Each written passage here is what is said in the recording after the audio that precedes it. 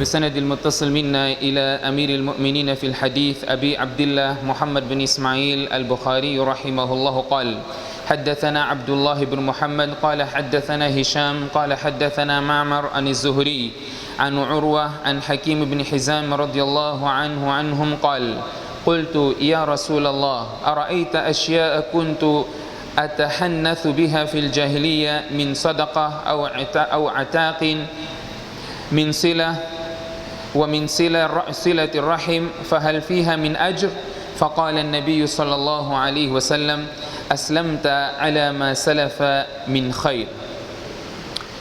Estimados irmãos, vamos hoje reiniciar as nossas aulas de Sahih al-Bukhari, que, inshallah, depois de cada salat, nas segundas e quintas-feiras, teremos aproximadamente 10 minutos da nossa lição ao máximo. Nós já vínhamos abordando questões do Sahih al-Bukhari e demos uma pausa antes do Ramadã, praticamente no ano passado, e vamos reiniciar, inshallah, com a permissão de Allah, até onde nós pudermos. Hoje vamos iniciar o capítulo relacionado conforme o Bukhari traz. Vocês já conhecem aqui a metodologia de Bukhari. O fiqh de Bukhari está no seu capítulo. Ele traz um capítulo que, neste capítulo, tem toda a ciência que ele pretende apresentar. Os hadiths irão suportar aquele princípio que ele estabelece no capítulo que ele traz. O capítulo é extremamente interessante. Man tasaddaqa fi shirk thumma aslama. O Bukhari traz o capítulo aquele que deu caridade quando era mushrik, quando era kafir, depois ele tornou-se muslimo. Será que esta caridade que ele deu antes tem relevância após ele se tornar muslimo? Quando falamos caridade, podemos falar de várias outras ações, conforme este hadith do Bukhari que foi narrado por Hakim bin Hizam. Podemos também falar não só no shirk, vamos falar antes da pessoa ser muslimo, as boas ações que praticou. Nós temos dito, levantado essa questão. Será que os não muslims praticam tanta boa ação e eles morrem? Será que Allah subhanahu wa ta'ala retribui a eles ou não vai retribuir?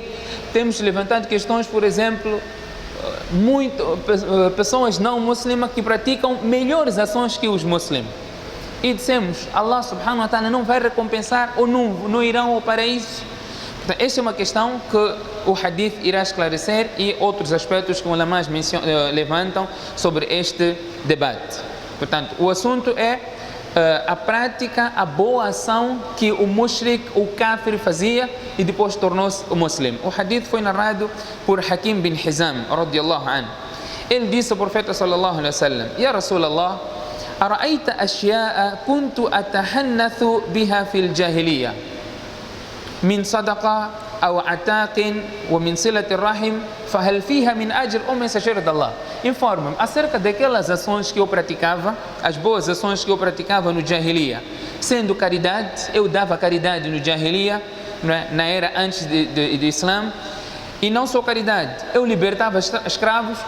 Caridade no Islã, caridade é uma boa ação incentivada. Libertar escravo, ele está dizendo, eu fazia isso no Jahiliya, eu libertava escravo. Será que eu teria recompensa por libertar escravo depois de eu me tornar muslim? Silat al-Rahim, eu juntava laços familiares. No Kufr eu fazia isso, no Shirk eu fazia isso, eu juntava laços familiares. Fahal fiha min ajr? Há alguma recompensa nisso? Então o profeta sallallahu alaihi wasallam respondeu: Aslamta ala ma salafa min khair. Tu tornaste muslim com toda a recompensa que fizeste antes. Todas as boas ações que você fez antes tornou-se muslim, aquelas boas ações você terá como recompensa. Esta é a tradução deste hadith. Mas esta tradução, ou outros ulamás interpretam de outra maneira esta questão, este princípio. Primeiro, é a prática do kafir. O não muslim pratica boas ações, tem recompensa ou não tem recompensa? Aqui temos duas situações. Uma situação é o kafir praticou boa ação e morreu como kafir. O kafir praticou boa ação e morreu como kafir. Depois temos outra. Era kafir, no kufr ele praticou muitas boas ações, depois ele tornou-se muslim. Aqui temos duas situações completamente diferentes. Portanto, ulamás, temos o primeiro grupo que diz que la yasihu taqarrub al-kafir. O que o kafir praticou, morreu no kufr. Aquelas boas ações, ele não terá nenhuma relevância no akhirah. Quanto aquilo de bom que ele praticou, ele não deixa este mundo sem Allah retribuir pelas boas ações que ele praticou antes.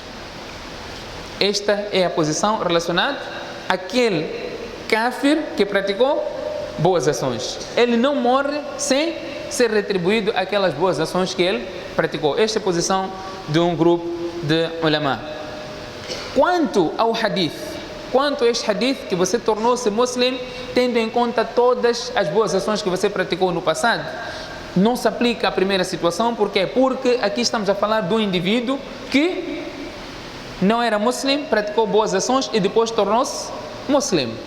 Primeira situação é daquele que não era muslim, praticou boas ações e morreu no kufr. Então esta é a situação, a exceção que não se aplica aqui neste hadith.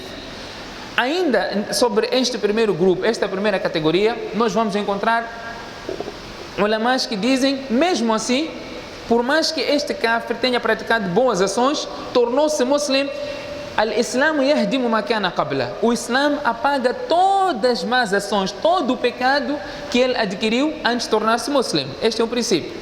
Então, as boas ações não têm relevância. Por quê? Porque boa ação, o taqarrub tem condições. Tem que existir niya, você tem que praticar como se fosse ibada, e isso não se encontrou neste indivíduo antes de tornar-se muslim. Portanto, diz, mesmo o muslim, mesmo aquele kafir que após tornou-se muslim, não terá nenhuma relevância essas boas ações que ele praticou antes. A posição mais correta que ulamás menciona, este parecer também de um dos grandes alims, Ibn Uthaymin, opta por esta posição, conforme também o Bukhari traz, que terá relevância aquelas boas ações que o não muslim praticou antes do Islã, que o muslim praticou antes dele se tornar muslim, e depois tornou-se muslim. Aquelas boas ações que ele praticou, ele terá recompensa também, ou esta recompensa será trazida após ele tornar-se muslim. Conforme o ulama menciona, o Islã é uma dádiva. Allah subhanahu wa ta'ala recompensa como e quem ele quiser. Portanto, esta é a posição, e menciona o versículo do Corão, o profeta Allah subhanahu wa ta'ala diz: "Qul lilladhina kafaru in yantahu yughfaru lahum ma qad salaf." Diga àqueles que foram descrentes, se eles pararem, deixarem de praticar esta descrença, Allah subhanahu wa ta'ala irá perdoar todas as coisas que eles, todos os pecados que eles praticaram antes. E ainda traz outro hadith, o profeta sallallahu alaihi wasallam diz, hadith Qudusi, Allah diz: "Inna rahmati sabaqat ghadabi." A minha misericórdia supera a minha ira. Portanto, ele praticou boas ações, tornou-se muslim, assim como Allah perdoa os pecados, as boas ações são ainda trazidas na sua conta, no seu registro. Aqui temos uma questão em relação a boas ações. Depois temos a questão também que é levantada aqui: alguém adquiriu bens ilícitos, depois tornou-se muslim. Qual é a situação? Se o nosso princípio é, se você adquiriu bens ilícitos, você não pode, depois de saber que são bens ilícitos, o que você tem que fazer? Você deve se livrar daqueles bens. Você não pode usufruir, você tem que se livrar daqueles bens por se tratarem de bens ilícitos. Portanto, assim como Allah subhanahu wa ta'ala menciona no Corão, quanto ao murtad é aquele que abandonou o Islã. Murtad abandonou o Islã. Ele ficou um tempo no kufr, depois voltou ao Islã. Qual é a regra? Aquelas boas ações que ele praticou, terá relevância ou não terá relevância? Allah subhanahu wa ta'ala diz: وَمَنْ يَرْتَدِدْ مِنْكُمْ عَنْ دِينِهِ فَيَمُتْ وَهُوَ كَافِرٌ فَأُولَٰئِكَ حَبِطَتْ أَعْمَالُهُمْ فِي الدُّنْيَا وَالْآخِرَةِ. Aquele que apostatar-se, aquele que abandonar o Islã, وَمَنْ يَرْتَدِدْ مِنْكُمْ عَنْ دِينِهِ, abandonou o Islã, فَيَمُتْ وَهُوَ كَافِرٌ, ele morreu como kafir, فَأُولَٰئِكَ حَبِطَتْ أَعْمَالُهُمْ فِي الدُّنْيَا وَالْآخِرَةِ. Quanto a esses, as suas boas ações no dunya e no ákhira serão invalidadas. Qual é o significado oposto? Qual é o significado oposto? Aquele que abandonou o Islã, وَمَنْ يَرْتَدْ مِنْكُمْ عَنْ دِينِهِ فَيَمُتْ وَهُوَ كَافِرٌ, morreu sendo kafir, as suas boas ações serão invalidadas. E se ele não morre como kafir? Então, os ulama's pegam nisso, assim como para o kafir, que antes ele era kafir, praticou boas ações, tornou-se muslim, as ações dele são trazidas como boas ações. O mesmo acontece com o murtad, ele tornou-se murtad e depois voltou a ser muslim, então dizem que aquelas boas ações prevalecem. Enquanto existe outro grupo de alim que diz irtidad, se a pessoa abandona o Islã, não é? As suas boas ações também são rejeitadas, portanto ele terá que começar tudo de novo.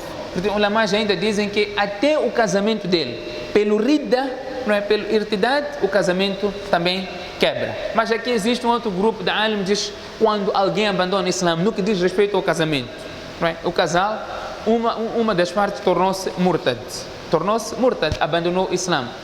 Não é que isto imediatamente quebra o casamento. Por isso a posição é, deve-se apresentar o Islã de novo ou sanear todas as dúvidas que ele tem no que diz respeito aquilo que lhe fez abandonar o Islã. Se ele voltar ao Islã, tudo bem, e se não, então o casamento quebra. Portanto, neste hadith, um hadith para ser muito curto, mas são tantos outros masail são extraídos neste hadith. Portanto, a posição que prevalece aqui nessa questão que nós levantamos, o hadith que o Bukhari traz, que é também a posição do Imam Bukhari, conforme o capítulo, Fiqh al-Bukhari fi Tarajumihi, o fiqh do Bukhari está nos seus títulos.